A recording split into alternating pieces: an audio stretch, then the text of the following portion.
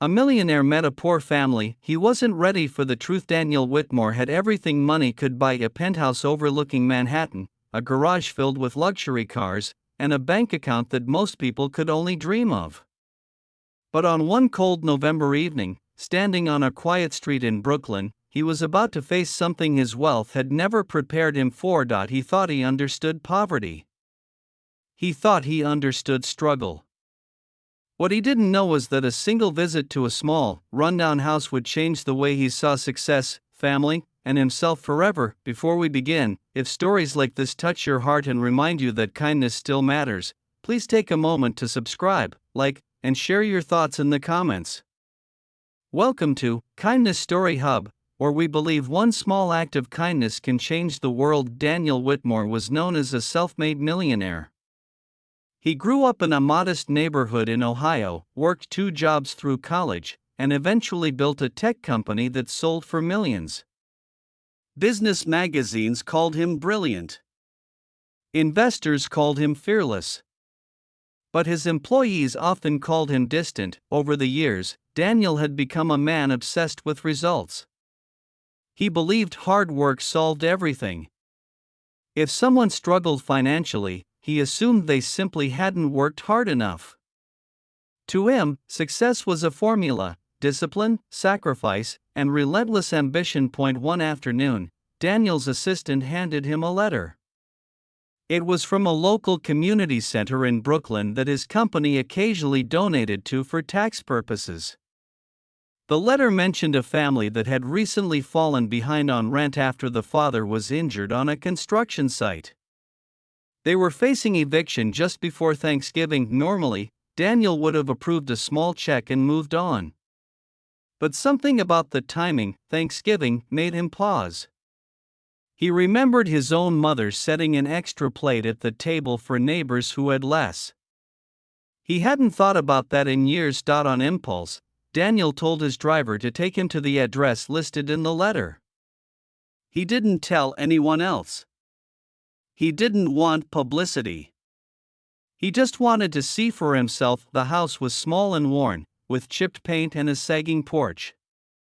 It looked nothing like the glossy apartments Daniel was used to. For a moment, he considered staying in the car. But he stepped out, straightened his coat, and knocked. A young girl, maybe 10 years old, opened the door. Her dark hair was pulled back into a messy ponytail. She looked surprised but not afraid. "Hi," Daniel said awkwardly. "Is your mom or dad home?" The girl nodded and called inside. A woman appeared, wiping her hands on a dish towel. She looked tired, but her eyes were kind. "Yes?" she asked gently. Daniel introduced himself and explained that he had come from the community center. The woman's face flushed with embarrassment. "Oh, you didn't have to come all the way here," she said quickly. "We're managing." Behind her, Daniel could see a small living room. The furniture was old but clean. A couch with a patched blanket. A tiny table set for dinner. 3 plates. The father, Marcus, slowly stepped forward using crutches. His leg was wrapped in a heavy brace. Daniel immediately noticed the strain in his movements. They invited him inside. The warmth of the house surprised him. Not just the temperature, the feeling. Marcus explained what had happened.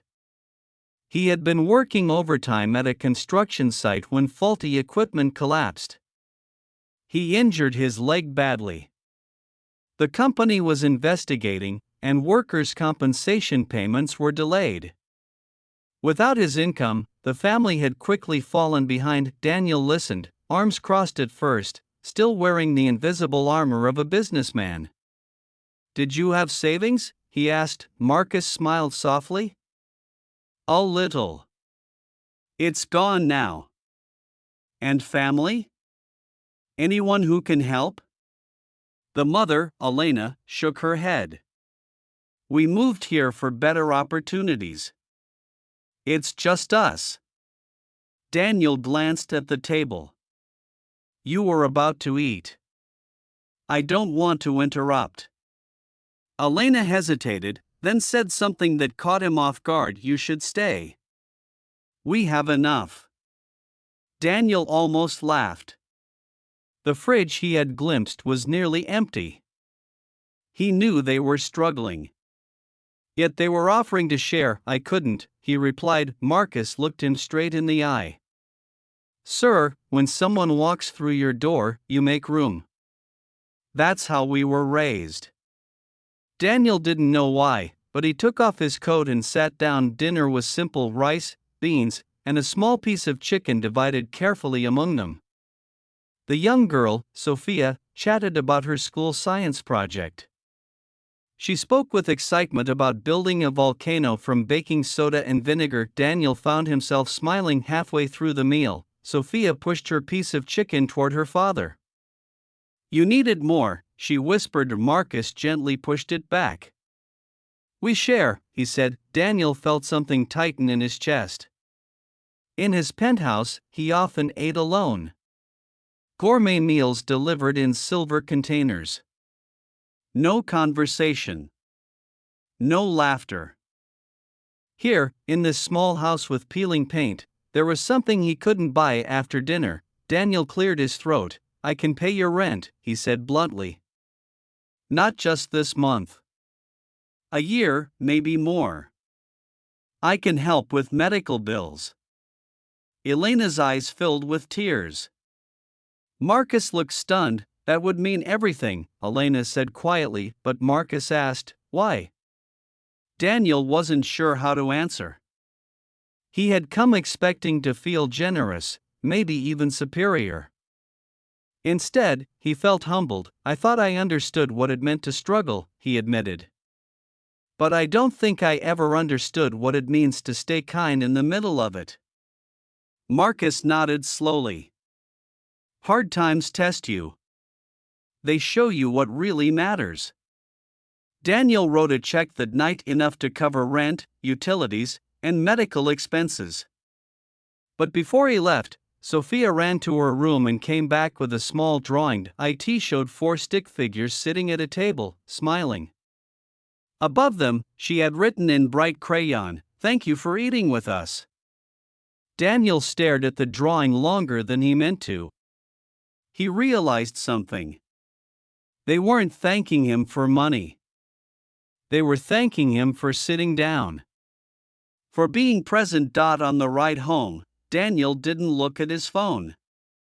He didn't check stock prices. He looked out the window at the city lights and thought about his own life. He had built a company from nothing. He had chased success relentlessly. But somewhere along the way, he had stopped making room for people at his table. The next morning, Daniel called his board of directors. He announced a new company initiative, a fund dedicated to supporting injured workers and struggling families in the communities where his company operated. Not for tax breaks. Not for publicity. Quiet, consistent help. His assistant noticed a change too. Daniel began asking employees about their families. He implemented paid medical leave and expanded health benefits.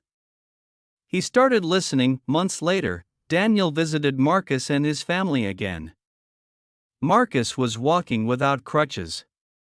Sophia proudly showed him an A+ on her science project.